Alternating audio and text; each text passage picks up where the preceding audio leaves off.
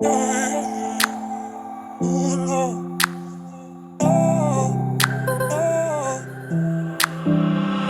been shattered.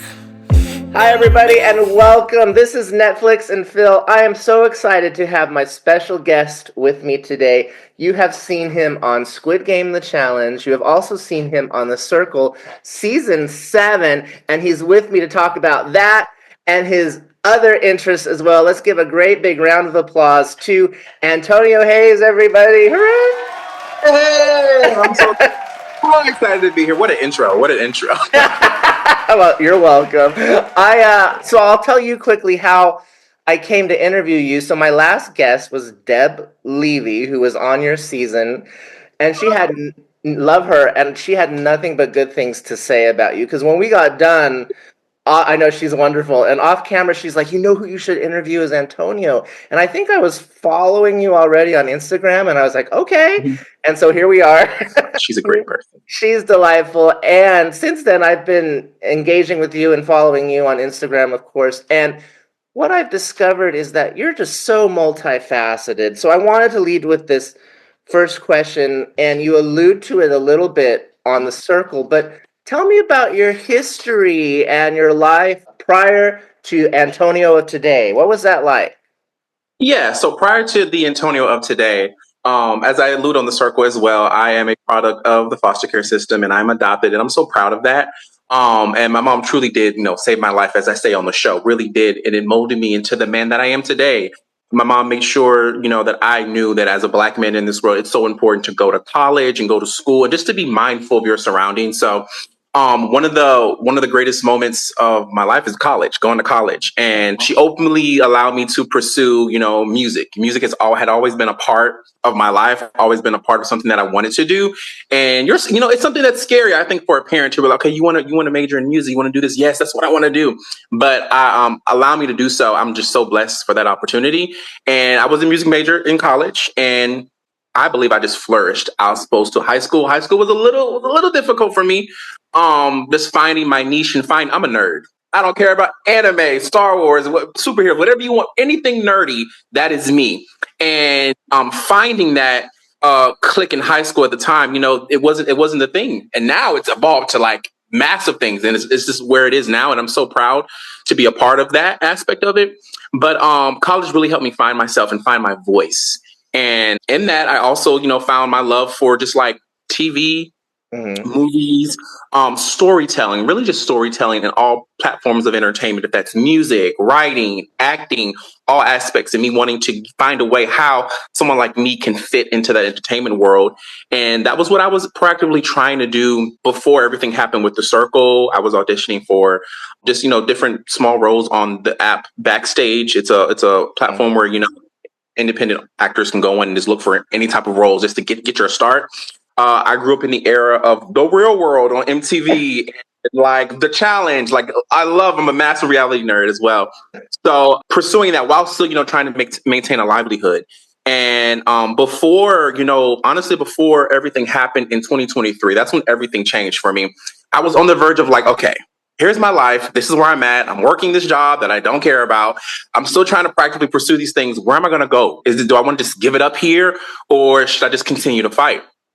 And then everything changes in 2023 with, the call I get for Squid Games that I applied. And I was like, I don't think I'm going to get this. I've applied to like thousands of TV shows before, and I don't hear a call back. And things happened, and then Circle happened, and then it's like, now I'm here. And it's so crazy to think of.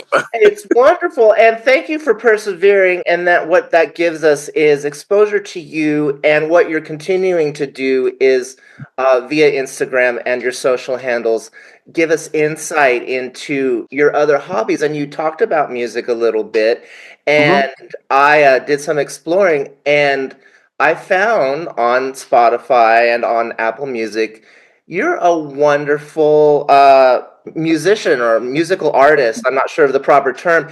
And I'll just say this: your music is such a vibe. So tell me about. I really do appreciate that. So I put a hashtag up here. I don't know if I have it right, but you go. Is it a pseudonym you go under? My Instagram name, Tony, a lot of people are like, is it Tone? My friends growing up, they always called me Tony or Tony D. And I I knew that gotcha. I wanted that in my prevalence of a name, and then my Tonne Desai. And I discovered Desai from watching an ABC Family show called Twisted. A lot of people have probably never seen it. The main Right. character was Daniel Desai, and I was like, that name is so mysterious, Desai. And my middle name is, I kid you not, is Dee.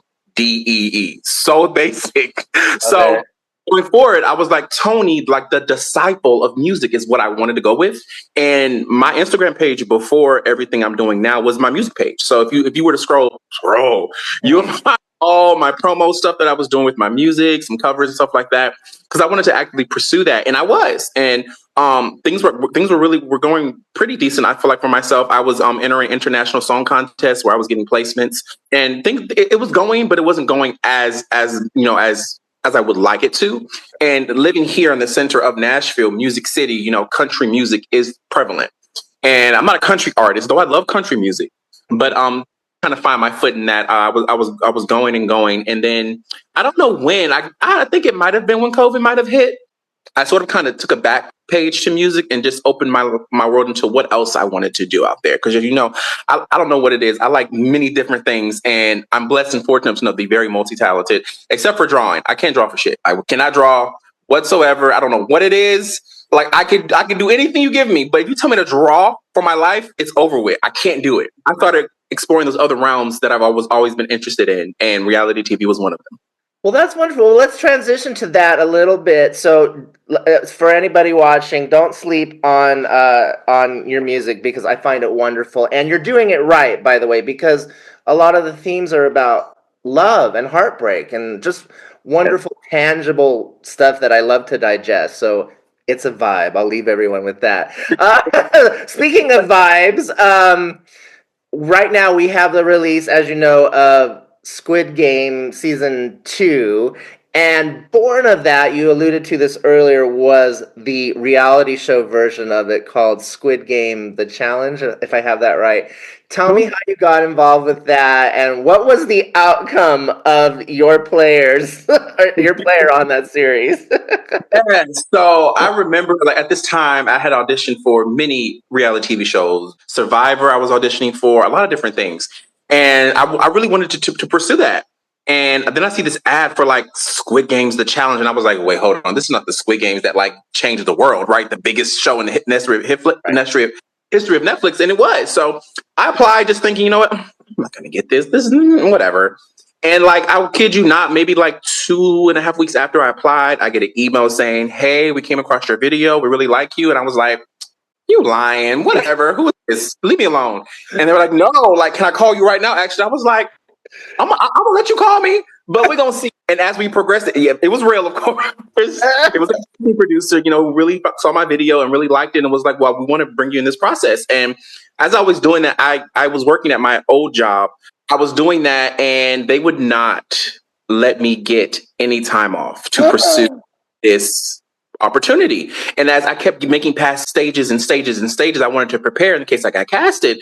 And the further I got in the casting process for Squid Games, the more and more pushback my job was giving me. And I was like, you know what? I've been here for too long. I want to practically do for me. Right. And to the time where I prayed about it, and there's times where you have to make a decision to practically do things for you. So I put in my 2 weeks notice. I was like, well, goodbye.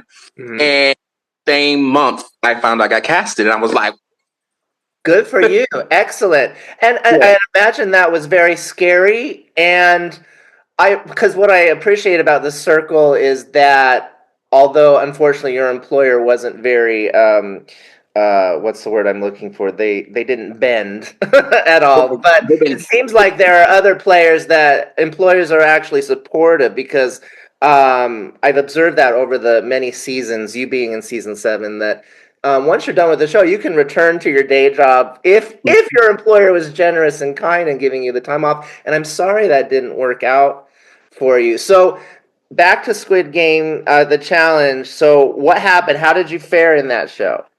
Yeah, so we get there, we get to London, and I'm number 244, and it's just all an experience. This is my first time traveling outside of the US. I had to get a passport. I had to do so many different things. It was like, oh my God, this is really happening. My friends were like, what's going on, Antonio? Like, are this real? How do you know it's real? How do you know you won't go there and get kidnapped? I'm like, y'all, just be happy for me, okay?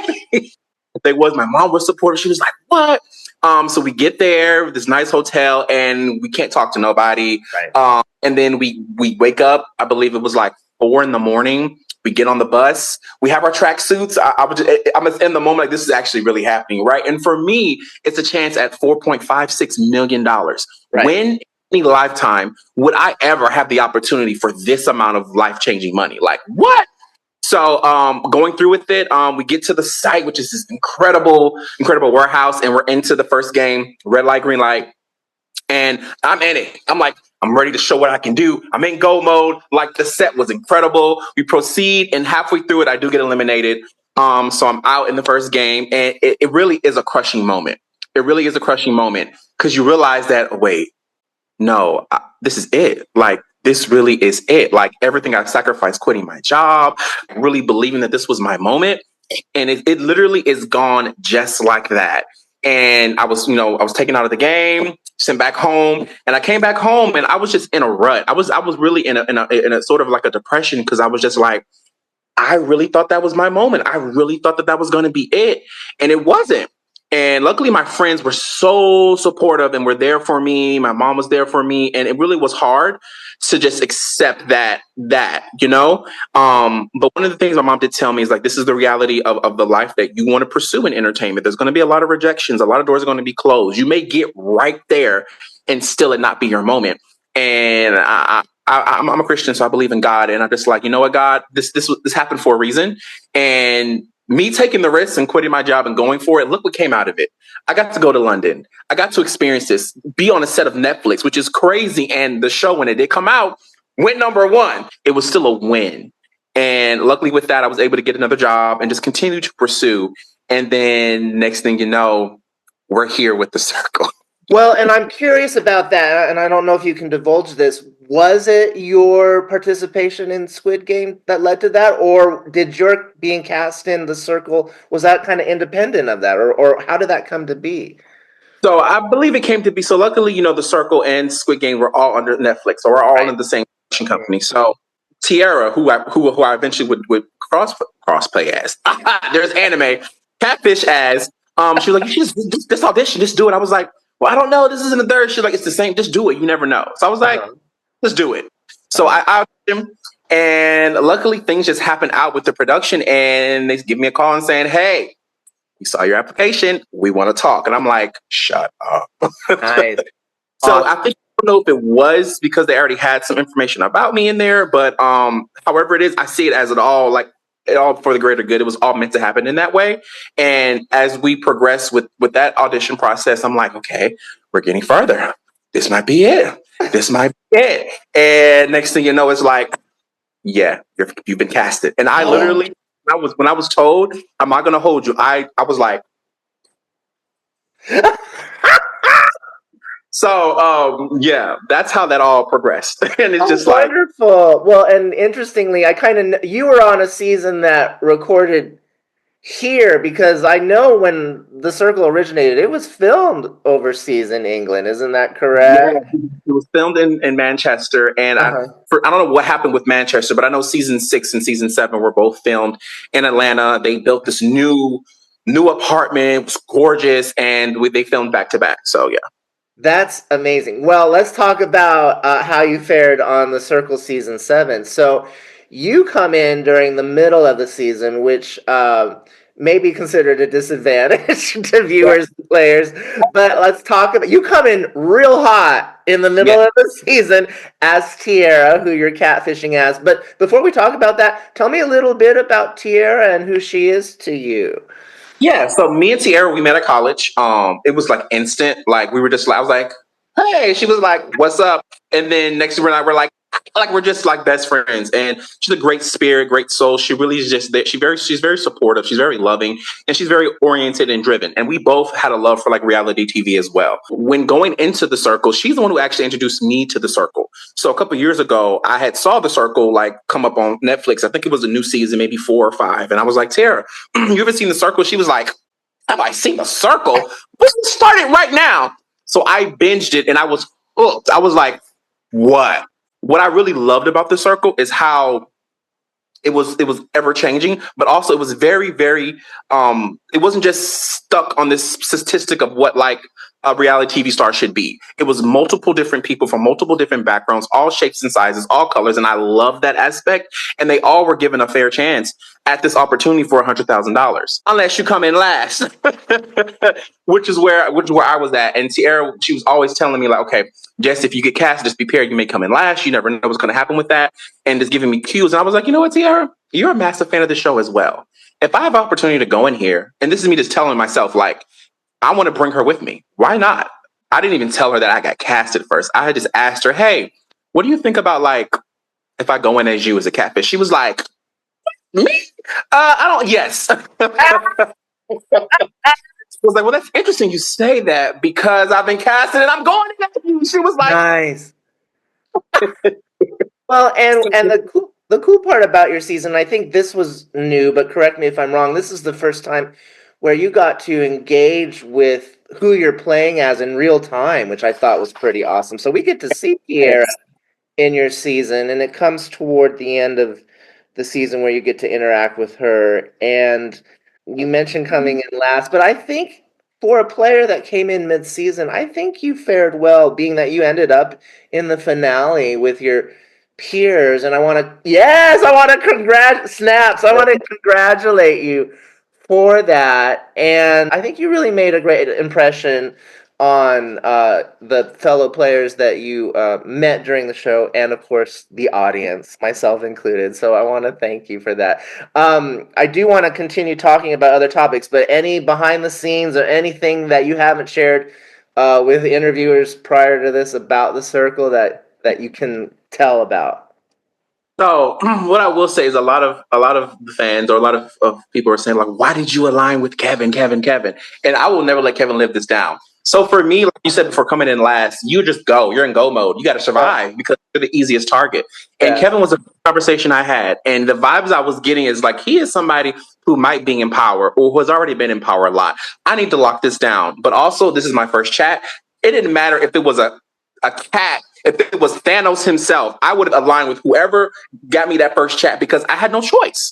And as you guys see how I showed to him I'm loyal, I was really shocked to see how loyal he was like to me in those combating the twins. And what I will say is I tell Kevin this all the time. If he would have rated me first in that final rating, he would have won. He would have he would have won it. He would have won it. And I will never let that down. But I'm so proud of how I did coming in late to make it to the final five.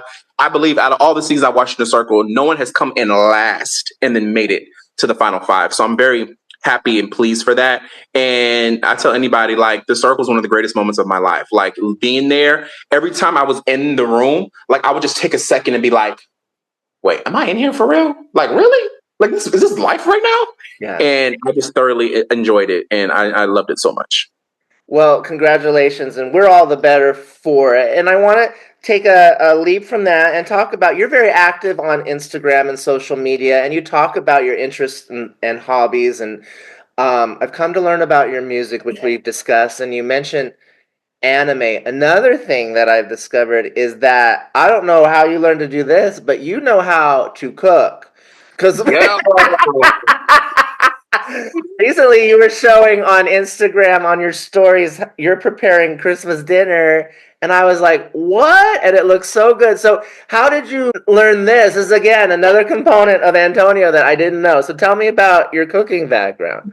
So for me, I used to spend some time in Cape Cod. I've been all over. I lived all over the world, but I'm initially from New England, the New England area. Okay. And my mom would send me to go live with my grandma, and my grandma would cook anything and everything, and I would just watch. Right.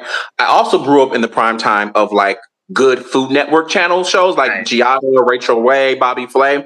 And I would just watch and be like, you know what? I think I can do that. Let's try it.